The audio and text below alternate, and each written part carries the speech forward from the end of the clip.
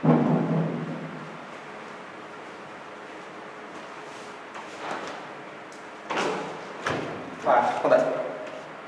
හැම කෙනෙක්ම පිළිගන්නවා ස්මාර්ට් කම්බයින්ඩ් මැත්ස් අපේ YouTube channel එකට. right.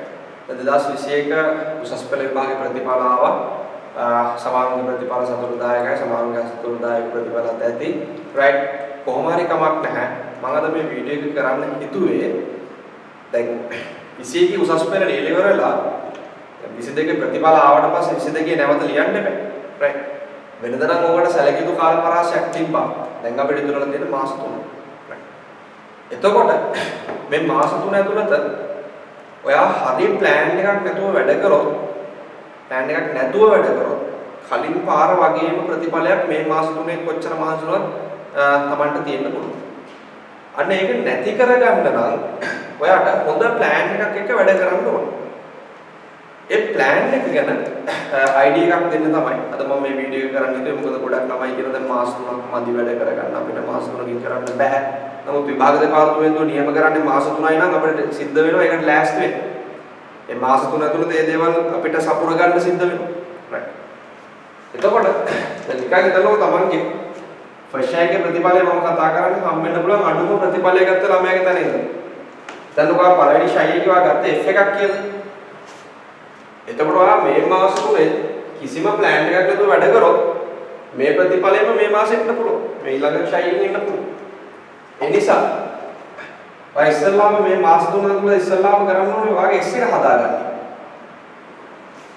ඒකට බලමු මාස 3ම ගන්න කියලා කියන්නේ නැහැ මම. right. ඒතර F එක S එක කරගත්ත එක විතරනේ වෙලා තියෙන්නේ.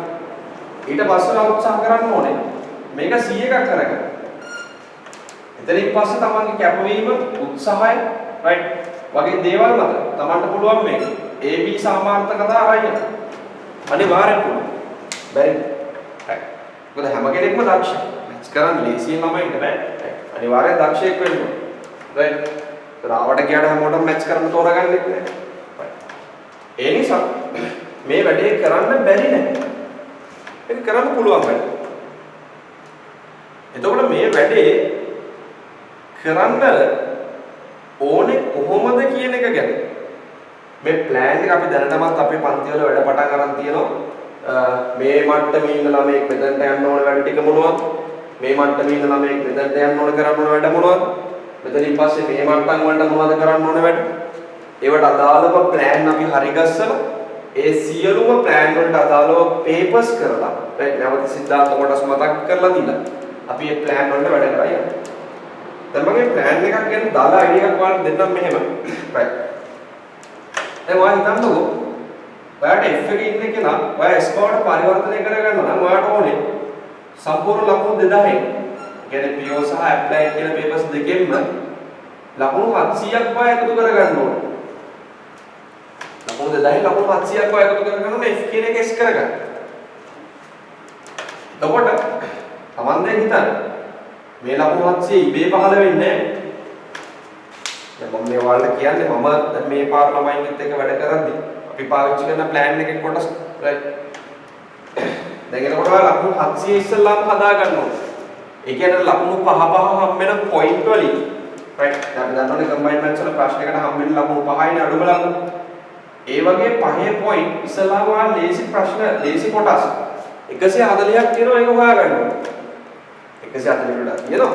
නමුත් ඒ වගේ කැලේ 140ක්වත් අපිට අවශ්‍ය වෙනවා මේ S කියන ලිමිට් එකට එන්න. එහෙනම් ඉස්සෙල්ලාම තමන් හදාගන්න ඕනේ ප්ලෑන් එක පළවෙනි මාසේ මාස 3යි තියෙන මොනවා කරන්නද? කියන්නේ මේ යන සැප්තැම්බර් මාසේ තමන් ප්ලෑන් එක හදාගන්න ඕනේ. කොහොමද ප්ලෑන් එක හදන්නේ කියලා මම කියන්නම්. ඒ ප්ලෑන් එකේ තමන් කරගන්න ඕනේ මේ පොයින්ට් 140 ඉස්සෙල්ලා තමන් ෆික්ස් කරගන්න. කියන්නේ මේ පොයින්ට් 140 ප්‍රශ්නවලදී ඒක මේ පොයින්ට් 140 තමන්ට ලියන්න පුළුවන් මොනවද බැරි කියන එක මම PDF එකක් විදිහට හදලා තියෙනවා. අපේ පල්ලෙහා දෙනවා group WhatsApp group එක. ඒක හෝ එන්න මේ නම්බර් එකට ඔයාලා WhatsApp message එකක් දාලා මේ plan ගැන අවබෝධයක් ගන්න පුළුවන්. right. right. 0.7 කියන නම්බරේ right. ඔක හරහා ඔයාලා විස්තර ගන්න පුළුවන්. එතකොට මේ කියන එක ගත්තට පස්සේ නිකන් පොඩි අවබෝධයක් ගන්න. මම පැහැදිලි කරනවා මේ කියන පේපර් එක ඇතුලේ කියන්නේ PO පේපර් එක ගත්තොත් ඒකේ මේ ප්‍රශ්නේ මේ පොයින්ට් එක වාට S කියන ප්ලෑන් එක ඇතුළේ අනිවාර්යෙන් ස්කෝර් කරගන්න ඕනේ. ඊට පස්සේ ඔයාට දැන් හිතන්න ඔයා පොයින්ට් 140කට ෆ්ලෑෂ් කරලා ගිහිල්ලා බෑනේ විභාගෙට. මොකද S එක ඊට පස්සේ එක පොයින්ට් එකක් කරලා ලියා ගන්න බැරිනොත් අපිට S එකක් නැති වෙනවා. එතකොට සැප්තැම්බර් මාසේ සම්පූර්ණයෙන්ම යොදවනවා තමන්ගේ ඉස්සෙල්ලාම S එක හදාගන්න. ඉගෙන මේ පොයින්ට් 140 කරලා හොයාගෙන ඒවා පරණ පාස් පේපර්ස් වලින් හොයාගෙන කරමු. ඒකේ දැන් මම කියන්නේ පළවෙනි මාසේ ඔයා කරන්න ඕනේ මේකට S එක හදාගන්න එක. එතකොට අන්න එතනදී ඉස්සලාම් දැන් ඔයා හිතන්නකෝ 2021 පේපර් එක කරනවා කියන්නේ. කියන්නේ පාස් පේපර් එක කරනවා කියන්නේ. එතන ආයේ පේපර් එකේ මූලික තැනක් දෙන්නේ S එකට අදාළ පොයින්ට්ස් ටිකට ඉස්සලා ඒක ටික හදාගන්න. ඊට පස්සේ Tamanට තේරෙනවනේ දැන් මේ පළවෙනි මාසේ අන්තාක් දුර යද්දි තමන්ගේ ප්‍රගතියක් තියෙනවා කියලා. ඒ කියන්නේ S කියන මට්ටමට ඇවිල්ලා කියලා තේරෙනවා. එහෙනම් ඊට පස්සේ ඊළඟ මාසේ යන්න අපි දැන් අපි හිතන්නකෝ මොන හරි යම්කිසි ගානකදී අපිට සිද්ධ වුණා S ප්ලෑන් එකේදී යම් කොටස් දෙකක් තිබ්බා ඒවම හදන්න එපා කියලා කියනවා. අනිත් කොටස් ස්කෝර් කරන්න කියලා කියනවා ලකුණු පහෙන්. එහෙනම් මේ හදන්න බැරි වෙන කොටස් වලින් අපි ටික ටික එකතු කරගන්නවා S කියන එකේ ඉඳලා ඔක්තෝබර් මාසෙට අපි C කියන ප්ලෑන් එකට යනවා. ඒත් අපි එතනදී S ලිමිට් එකට මෙච්චරයි. එහෙනම් C ලිමිට් එක වෙන්න නම් මේක අපි 1100ක් කරගන්න ඕනේ. අවුනේ. අන්න ඔක්තෝබර් මාසේ ඉවර වෙනකොට අපිට පුළුවන් සැප්තැම්බර් මාසේ අපි වැඩේ පටන් ගන්න ඉන්නේ F level එකේ නම් ඒක S දක්වා වැඩි කරගෙන ඊට පස්සේ සැප්තැම්බර් වල ඔක්තෝබර් මාසෙට යද්දි ඒ සම්පූර්ණ මාසෙම ගත කරලා ඉවරදී C level එකයි අවසාන මාසය තුළ අපිට පුළුවන් අපි හොඳම දැන් මාස දෙකක් මහන්සිලා මේ level හදාගෙන අවසාන මාසේ අපේ තවත් කැපකිරීමෙන් වැඩ කරලා අපිට පුළුවන් මේ C එක B හෝ A කියන level කරා වැඩි කරගන්න. ඔන්න ඕක කරන්න බැරි දෙයක් නෙමෙයි. කරන්න පුළුවන්. අනිත් එක මාස 3කින් කරන්න බැරි කමකුත් නැහැ. මාස 3කින් තමන්ගේ මේ අදාළ ප්ලෑන් වලට වැඩ කරොත් බැරි කමකුත් නැහැ. මොකද මේ කියන දැන් අපි ප්‍රශ්නයක් දැන් කෙටි ප්‍රශ්න 10 ගත්තොත් ඒ කෙටි ප්‍රශ්න 10 එන්නේ ස්ට්‍රක්චර් එකකට. ඒ කියන්නේ 2019 ඉඳලා ඉදිරියට පැවැත්වෙන සියලු විභාග සඳහා ඒ ස්ට්‍රක්චර් එක වෙනසක් නැතුව ද්වාවණය වෙනවා තාම. එතකොට මේ ස්ට්‍රක්චර් එකට අදාළව ඒකේ ඒ යම්කිසි ගාණක් ගත්තට පස්සේ ගාණ විශ්ලේෂණය කරන්න ඕනේ. ඒ කියන්නේ ගාණ ඇතුළට බහලා බලනවා මේකේ කොයි පොයින්ට් වලට අවුරුදු ගාණක් වල ලකුණු දෙන්නේ. ඒ පොයින්ට් වලින් අපිට ඉස්සල්ලාම ලියන්න පුළුවන් පොයින්ට් එක මොකක්ද? අන්න ඒක අපි S ප්ලෑන් එකට දාගන්න.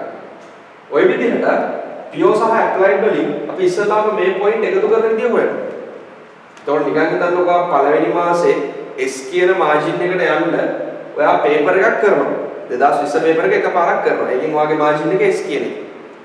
ඊට පස්සේ ඊළඟ මාසෙ නැවත වතාවක් ඔයා පාස් පේපර් එක කරනවා. ඒත් ඔයාගේ ඊළඟ මාසේ ඔයාගේ ටාගට් එක අතේ තියෙන S එක C දක්වා වැඩි කරන්න ඕනේ. තුන්වෙනි මාසේ ඔයාට තේරෙන්නේ නැතුව ඒ පාස් පේපර් එක තුන්වෙනි පාරටත් ඔයා කරනවා. එතකොට ඔයා රයිට් මේ පොයින්ට්ස් එක කියන්නේ C D කියන පොයින්ට් ඔක්කොම අතේ තියාගෙන තමයි ඉස්සරහට වැඩ කරන්න පටන් ගන්න. මේක අනිවාර්යෙන් හරියන වැඩ. හේතුව මේකේ ප්‍රගතිය Tamanටම බලා ගන්න පුළුවන්. හේතුව අපි හැම මාසෙම දැන් අපි වැඩ පටන් ගන්න දෙනවා. අපි දැන් සති දෙකක් විතර වගේ පේපර්ස් පටන් කරගෙන යනවා. එතකොට ඉස්සෙල්ලා Taman ඉන්න මට්ටම අඳුර ගන්න පුළුවන් ප්‍රශ්න පත්‍රයක් ලිව්වට පස්සේ ඒ මට්ටමේ ඉඳලා ඉදිරියට වැඩ කරලා ඒක වැඩි දියුණු කරගන්න එක Tamanටම ඔටෝමැටිකලි කරගන්න පුළුවන්. රයිට්.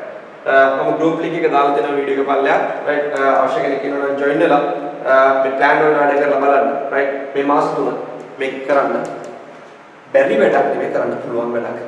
ඒ නිසා මේ මාස 3 මහන්සි වෙලා තමන්ගේ ෆස්ට් ෂයි එකේ හෝ සෙකන්ඩ් ෂයි එකේ තිබ්බ ප්‍රතිඵලය මේ ෂයි එකේ වැඩි කරගන්න හොඳ උත්සාහයක හොඳ ගේම් එකක් දෙන්න පුළුවන් මත්තකට එන්න පුළුවන්. රයිට්.